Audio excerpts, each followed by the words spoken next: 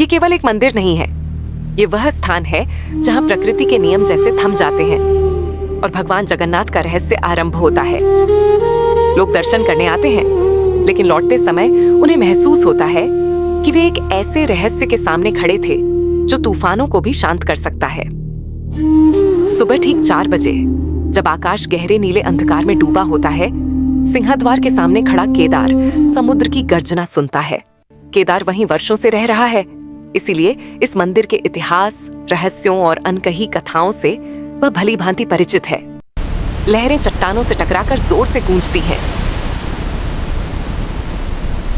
लेकिन आश्चर्य की बात यह है कि समुद्र की लहरों की गर्जना मंदिर के बाहर तक ही सीमित रहती है। समुद्र रुका नहीं है, उसे मना किया गया है।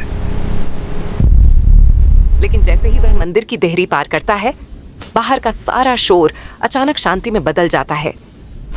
अंदर हवा बिल्कुल स्थिर है, दीपक की लौ हल्के से कांप रही है और ऐसा प्रतीत होता है जैसे समय ठहर गया हो। ये मंदिर साइलेंट जोन है, क्योंकि यहाँ भगवान दुनिया का शोर नहीं, सिर्फ दिल की आवाज सुनते हैं। तभी एक पक्षी मंदिर के शिखर पर आकर बैठ जाता है, जो सामान्यतः कभी नहीं होता।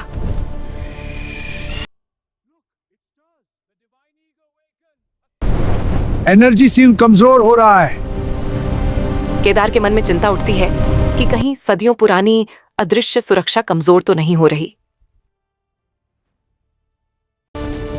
और अगर ये मशीन हिल गई तो? मंदिर की दीवारों पर बनी प्राचीन कथाएं उसे 1000 वर्ष पीछे ले जाती हैं।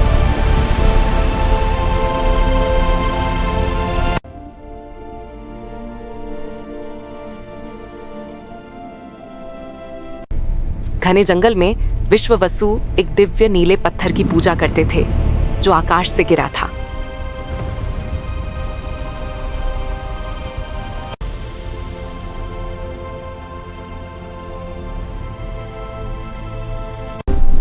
ये पत्थर नहीं, ये आसमान का टुकड़ा है।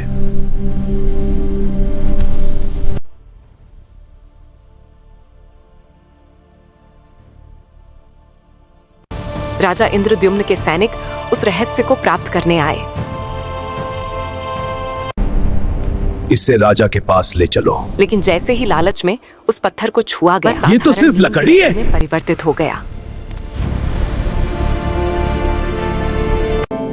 तो भगवान पत्थर में नहीं, विनम्रता में रहते हैं। विनम्रता से सिर झुकाकर उस दिव्य लकड़ी के रहस्य को स्वीकार किया और श्रद्धा के साथ उसका सम्मान किया। तब यह सत्य प्रकट हुआ कि यहाँ भगवान पत्थर के नहीं, बल्कि दारू लकड़ी के रूप में विराजमान होते हैं। समय समय पर उनका नया रूप स्थापित किया जाता है।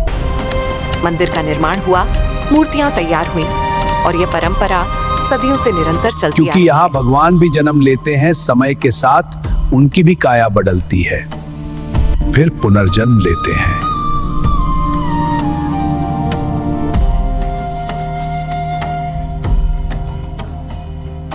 जगन्नाथ की विशालकाय रसोई में भोजन भी एक रहस्यमय तरीके से तैयार होता है।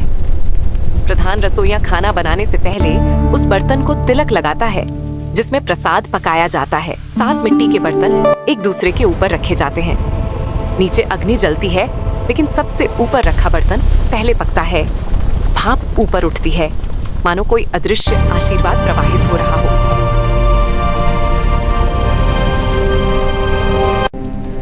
यहाँ फिजिक्स फेल हो जाती है। कहा जाता है कि यदि रसोइया मन से शांत ना हो तो भोजन भी ठीक से नहीं बनता।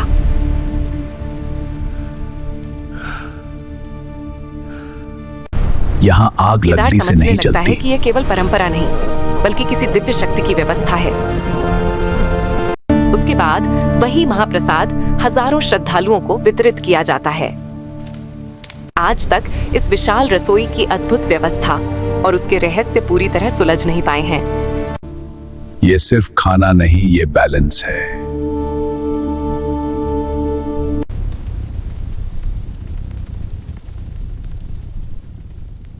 फिर नमक लेबर का समय आता है।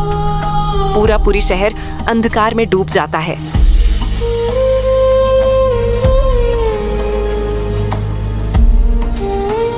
गर्भगृह के द्वार बंद कर दिए जाते हैं। एक वृद्ध पुजारी आंखों पर पट्टी बांधकर भीतर प्रवेश करता है। कोई इसे देख नहीं सकता।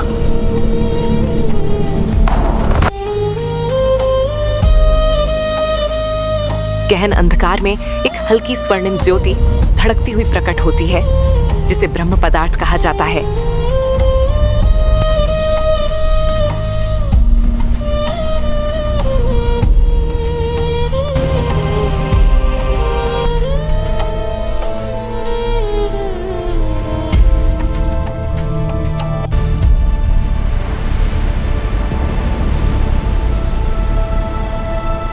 मान्यता है कि इसे सीधे देखने वाला अपनी सामान्य चेतना खो सकता है। जिसने उस रहस्य पर नजर डाली, उसे अंधकार के बीच सिर्फ ब्रह्म की तरह धड़कता एक प्रकाशमय हृदय दिखाई दिया। उस दिव्य तत्व को नई मूर्ति में स्थापित किया जाता है। यह मृत्यु और पुनर्जन्म का पवित्र क्षण होता है, जिसे बहुत कम लोग अनुभव कर पाते हैं। ये मंदिर के टाइम को रिसेट करता है।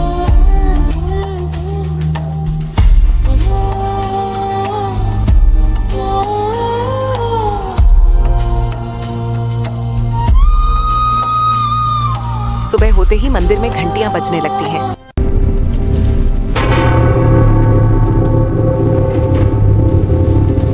भक्त सामान्य रूप से दर्शन के लिए आते हैं,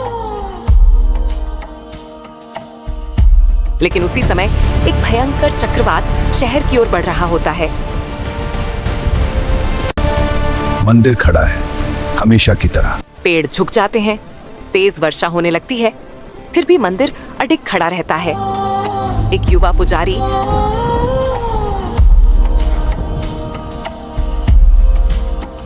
तूफान के बीच शिखर पर चढ़कर ध्वज बदलता है। आश्चर्य की बात यह है कि ध्वज हवा की विपरीत दिशा में लहराता है। जय जगन्नाथ! जैसे ही नया ध्वज बांधा जाता है, बादल छंटने लगते हैं और सूर्य की पहली किरण मंदिर के शिखर को स्पर्श करती है। ऊपर से देखने पर मंदिर स्वर्णिम प्रकाश में चमक रहा होता है, लेकिन आश्चर्य की बात यह है कि तेज धूप में भी मंदिर की परछाई जमीन पर दिखाई नहीं देती। सीक्रेट मंदिर के अंदर नहीं है। सीक्रेट ये है कि मंदिर ही दुनिया को रियल बनाए रखता है। केदार आकाश की ओर देखता है और समझ जाता है कि लोग यहाँ केवल मूर्ति देखने नहीं आते, बल्कि उस दिव्य शक्ति को अनुभव करने आते हैं जो पूरी सृष्टि की लय को संभाले हुए है।